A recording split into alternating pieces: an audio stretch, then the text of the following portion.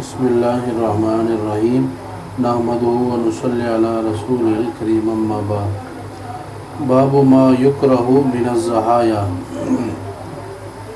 یہ باب ہے قربانی کے ان جانوروں کے بیان میں کہ جن کو قربانی میں لگانا درست نہیں ہے، جائز نہیں ہے۔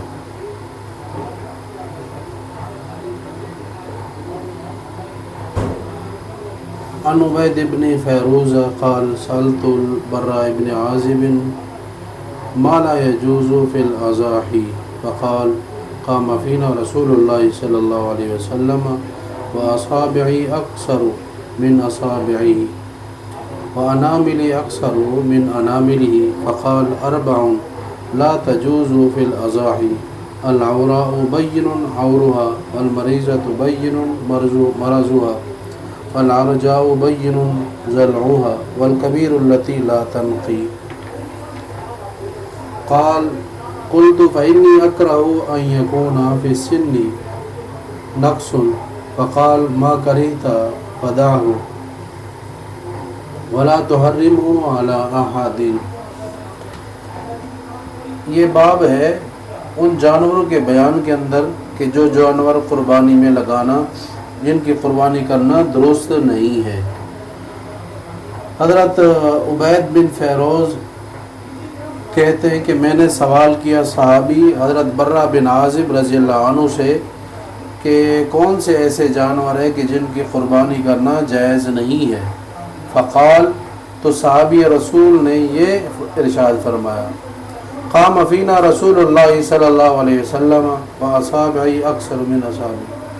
آپ علیہ السلام ہمارے درمیان خطبے کے لیے کھڑے ہوئے اور میری انگلیاں کم تر ہیں آپ علیہ السلام کی انگلیوں مبارک سے، اور میری انگلیوں کے پورے بھی کم تر ہیں آپ علیہ السلام کی انگلیوں کے پوروں سے۔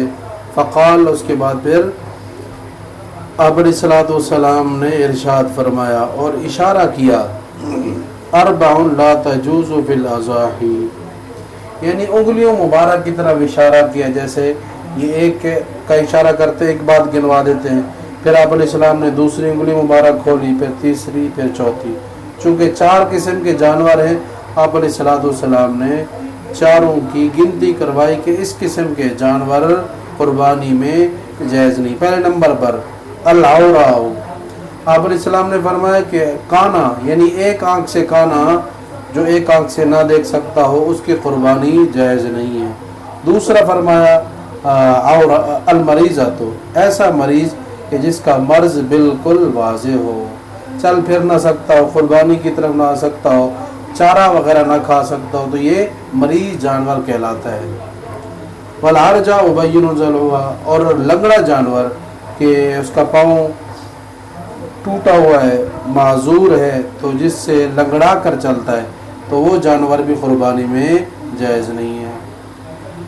والکبیر التی لا تنقی، اور ایسا بڑی عمر کا جانور بھی کہ جو بڑی عمر کا ہو اور بہت کمزور ہو کہ جس کی ہڈیوں میں پانی اور گودا تک نہ ہو۔ قال، راوی کہتے ہیں قلت فإنی اکرہ ان یکون فی سنی، راوی کہتے ہیں میں نے صحابی سے عرض کیا کہ میں ناپسند کرتا ہوں کہ جو عمر میں مطلقاً کم ہو۔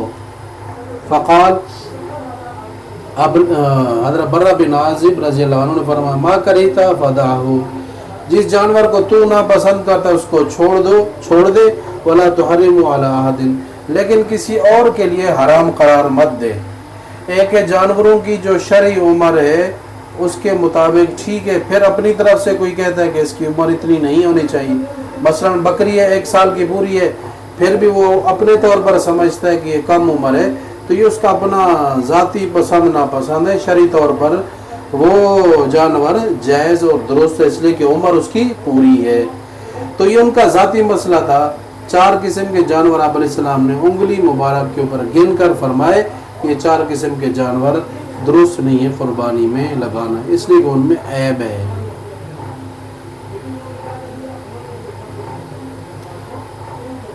اگلی روایت حضرت عتبہ بن عبد سلمی رضی اللہ عنہ سے روایت ہے فقلت یا ابا الولید، میں نے عرض کیا اے ابو الولید انی خرجت التمس الضحایا،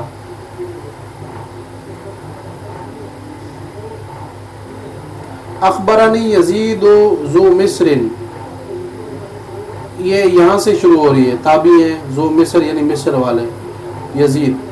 قال اتیت عتبہ بن عبد سلمی، حضرت عتبہ بن عبد سلمی کے پاس میں آیا. فقلت، میں نے عرض کیا، یا ابا الولید انی خرجت التمس ضحایا، میں نکلا تاکہ قربانی کے جانور تلاش کروں. فلم اجد شیئا یعجبنی غیر سرما فکرہتھا، پس میں نے نہیں پایا جو جانور مجھے پسند ہو سوائے اس جانور کے کہ جس کی عمر کم تھی.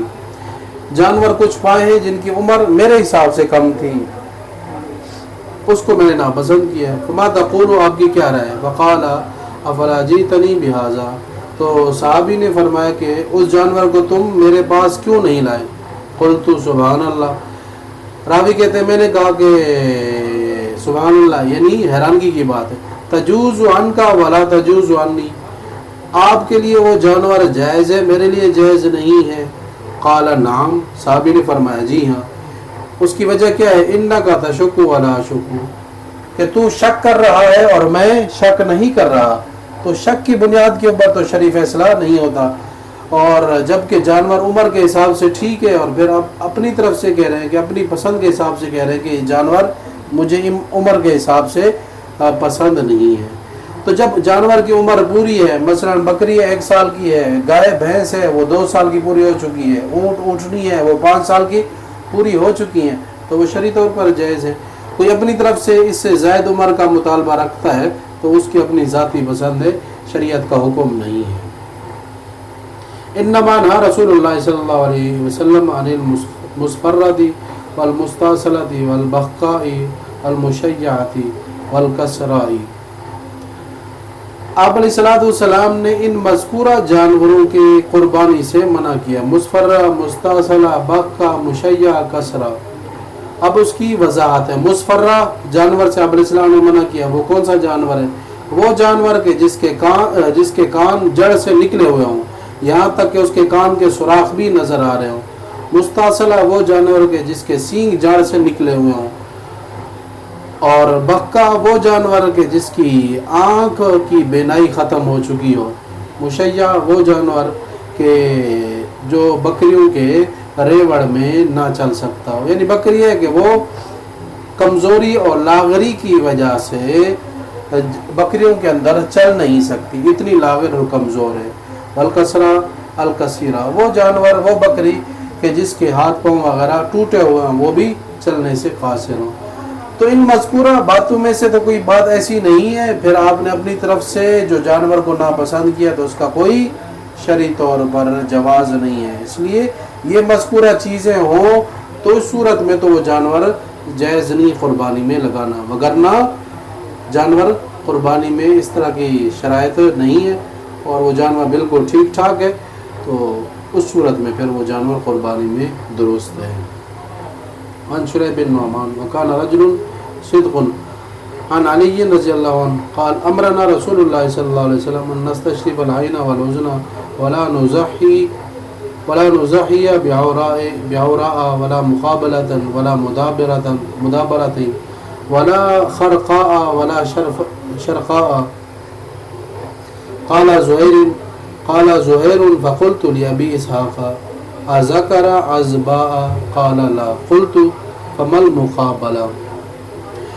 حضرت علی رضی اللہ عنہ سے روایت ہے کہ آپ علیہ السلام نے ہمیں حکم دیا تھا کہ ہم جانور کو جو قربانی کا جانور ہے اس کے آنکھ کان کو اچھی طرح دیکھ لیں، اور آنکھ کان کو دیکھ لیں. اسی طرح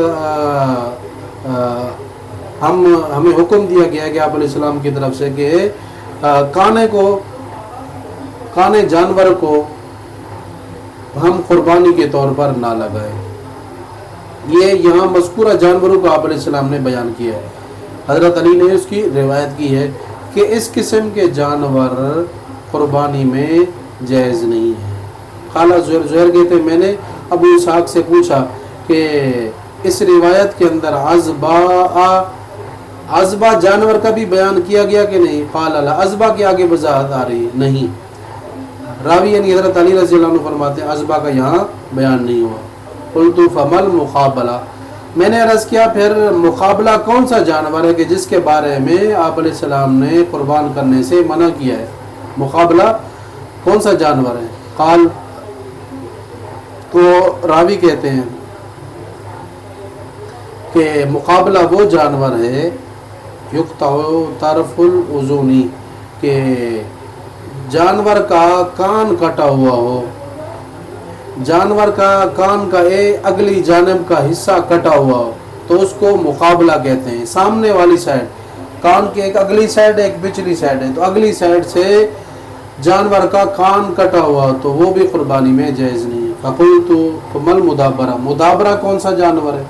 تو اس کا جواب راوی نے دیا کہ مدابرہ وہ جانور ہے کہ جس جانور کے کان کا پچھلا حصہ کٹا ہوا۔ پھر اس کے بعد پھر آپ علیہ السلام نے جو شرکا جانور کا ذکر کیا کہ شرکا بھی قربانی میں درست نہیں ہے، تو اس کی کیا وضاحت ہے؟ تو فرمایا تشق الاذن، تشق الاذن قلت فما الخرقہ، یعنی شرکا وہ جانور کہ جس کا کان چیرا ہوا ہو، جس کا کان چیرا ہوا ہو، جو جس طرح لائن سے ترتیب سے سیدھی لائن کے حساب سے کانوں کو چیرے مارے جاتے ہیں بلیڈ وغیرہ سے یا دیگر کسی چیز سے۔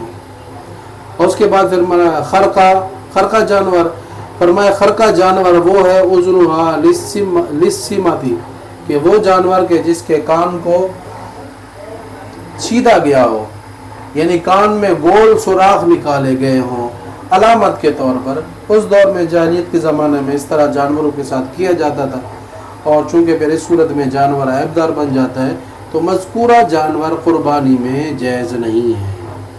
اگلی روایت بھی حضرت علی رضی اللہ عنہ سے، ان علی ان نبی صلی اللہ علیہ وسلم نہا ان یضحی بعضباء الاذن والقرن، آپ علیہ السلام نے عذبہ جانور کے جو کان سے اور سینگ سے کٹا ہوا ہو وہ جانور جائز نہیں ہے قربانی میں۔ قال ابو داود، امام ابو داود راوی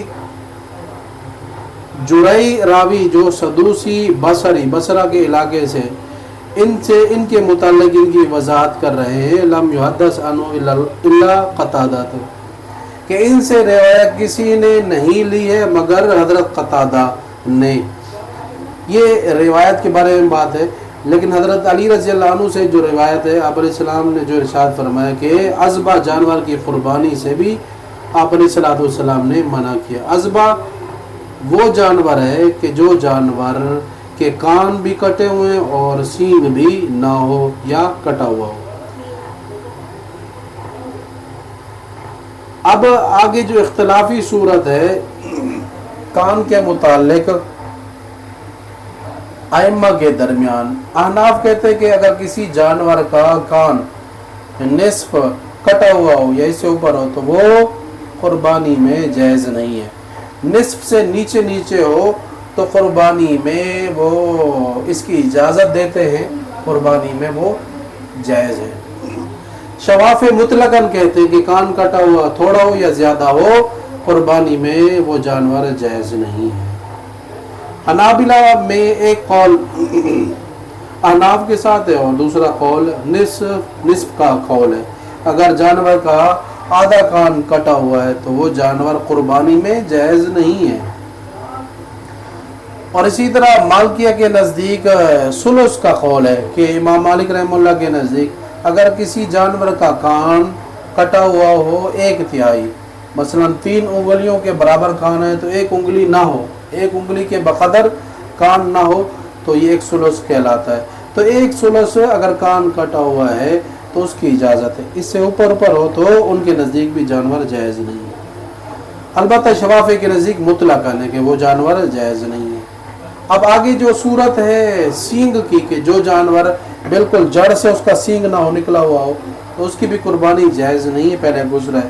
البتہ سینگ کچھ ٹوٹا ہوا ہے، سینگ کچھ ٹوٹا ہوا ہے تو اس صورت میں بھی سب ائمہ کے نزدیک قربانی جائز ہے، لیکن جو سینگ ٹوٹا ہوا مقدار کے اعتبار سے نصف یا اس سے اوپر ہو تو پھر اس صورت میں بالاتفاق اس قربانی کی جانور کی قربانی درست نہیں ہے۔ البتہ تھوڑا سا سینگ ٹوٹ گیا ہے تو اس کی کوئی حرج نہیں ہے، لیکن زیادہ سے زیادہ اگر ایک آدھا اس کا پورے سینگ کا آدھا حصہ ٹوٹ چکا ہے یا اس سے اوپر ٹوٹ چکا ہے تو پھر ایسے جانور کی قربانی درست نہیں ہے۔ آگے روایت میں حضرت سعید بن مسیب اس کی وضاحت کر رہے ہیں۔ قتادہ کی جو روایت ہے تو حضرت قتادہ کہتے ہیں میں نے سعید بن مسیب سے پوچھا اعزب کون سا جانور ہے، اعزب کون سا جانور ہے، تو اس سے فرمایا النصف فما فوقہ، وہ جانور کہ جس جانور کا سینگ ٹوٹ چکا ہو۔ سینگ مراد ہے اس لیے کہ کان کے متعلق تو ائمہ کا اختلاف ہے، یا جو اتفاقی بات کی ہے، اتفاقی بات جو ہے وہ سینگ کے متعلق ہے، کان کے متعلق نہیں ہے۔ کان کے متعلق تو ائمہ کا اختلاف ہے، امام شافعی کا اپنا قول ہے، حنابلہ کا اپنا قول ہے، احناف کا اپنا قول ہے، اور امام مالک رحمہ اللہ کا اپنا قول ہے۔